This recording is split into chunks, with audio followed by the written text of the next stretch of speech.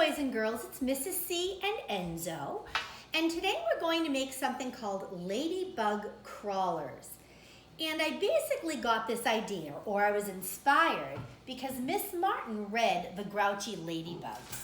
So I thought it would be fun to figure out how to use this insect theme and do something fun and creative with it. So all you need is paper.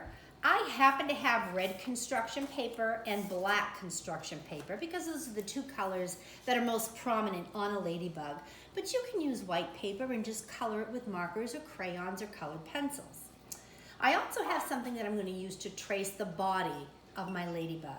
I like the size of this glass, and I'm going to put it upside down, and I'm going to trace around the rim of the glass.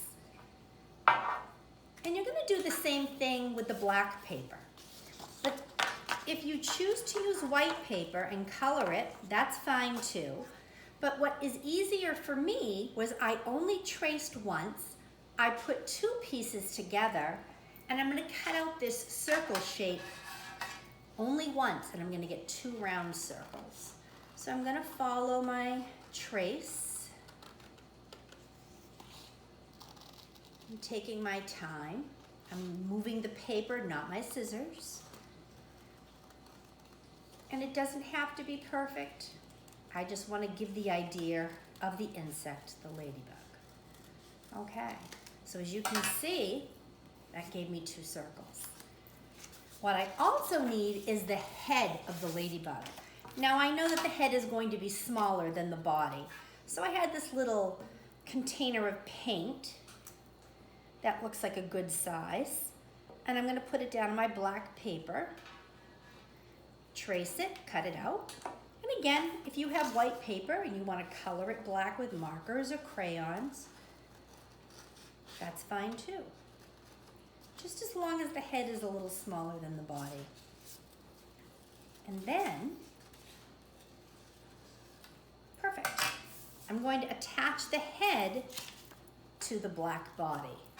Got my glue stick here, and I'm just going to rub a little bit of glue at the top. And I'm going to stick a portion of that black head on the body, so it looks like this. For the wings, you're going to take your red circle or your red colored paper, and you're going to fold it in half to make a semicircle. When I open it up, I see two parts. What I'm going to do is I'm going to cut right down the fold. I'm going to be nice and steady. I'm going to take my time, and now I have the two shells for the ladybug.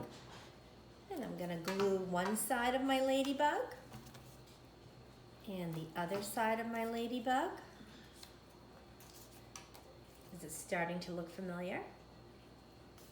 And then what's a ladybug without colored spots? So I have my black marker, and I'm just going to randomly color in the black spots on my ladybug. Doesn't have to be perfect. And again, you can use crayons, markers, paints, colored pencils. Even if you had stickers, you could do that. You can do whatever you like to your ladybug. And that's the fun part about this. So this is the essential shape that I need. But in order to make a Ladybug Racer, I need a couple more things. This is a drinking straw. And I'm going to cut two small pieces.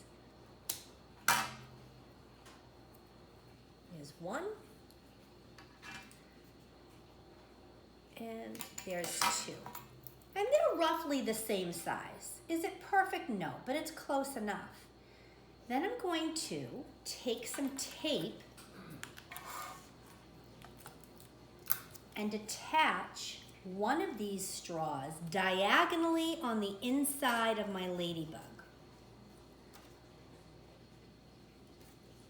I'm going to do the same thing with the other one. Tape it so that it's secure. And this is what the back of your Ladybug Racer should look like. Notice that they're not going up and down, they're on the diagonal. Then you're going to use some string. Now, you can probably use yarn. This happens to be kitchen twine. Maybe you can use some fishing line, but you can experiment with different types of string to see what works best. So now I'm going to take you to a finished version. Follow me. So now that my Ladybug Racer is complete, I'm going to cut a long piece of string. The size of the string is going to depend on how high you're going to set up your race. I'm using a doorknob. So what I did was I cut a very long piece of string and I made sure that it went in one end of the straw, looped around and went down the other straw so that I have a loop and I have some extra string. I'm going to take this loop, I'm going to put it around my doorknob like that. So you're asking, why does my doorknob look like that? Because do you remember in this story that the grouchy ladybug was busy eating all these aphids? An aphid is a very, very, very tiny insect, and it attaches itself to the leaves or plants, and ladybugs just happen to love eating aphids. So I thought it would be kind of fun to print out a picture of aphids on a leaf, and I just taped it to my doorknob so that I had a goal that I know that I want my ladybug to reach the aphids, and I want to see how quickly I can get to the aphids. You could draw a picture of an aphid. I went onto my computer and I looked up pictures of what an aphid could look like, so you could draw a picture or you could print one out on the computer and attach it to the doorknob. So then I position myself like this, and I hold the two ends of the string, one in one hand and the other string in the other hand. And by carefully pulling,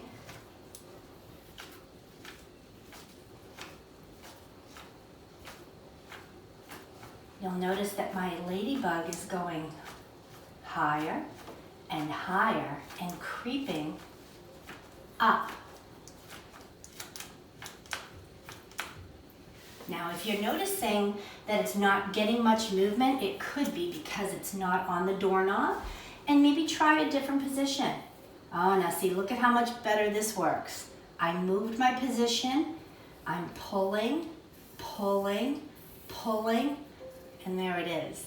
Another fun way to do this is to make two ladybug racers and maybe have a race with somebody. So you could do it on one doorknob, and a parent or a sibling could do it on another doorknob, and you could say, on your mark, get set, go. And there it is. I hope you have fun with this project. Love, boys and girls, all that ladybug racing made me hungry. So let's dive in for a great, healthy, aphid-inspired snack.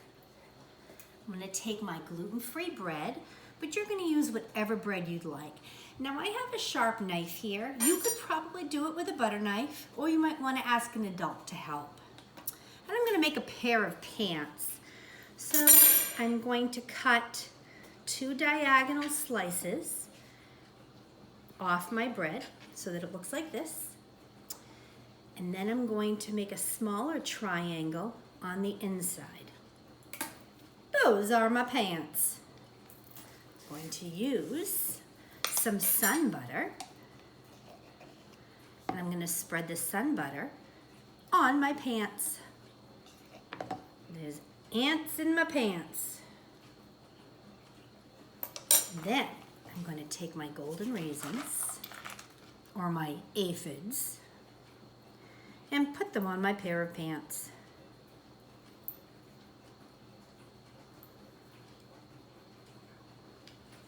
There you go, boys and girls.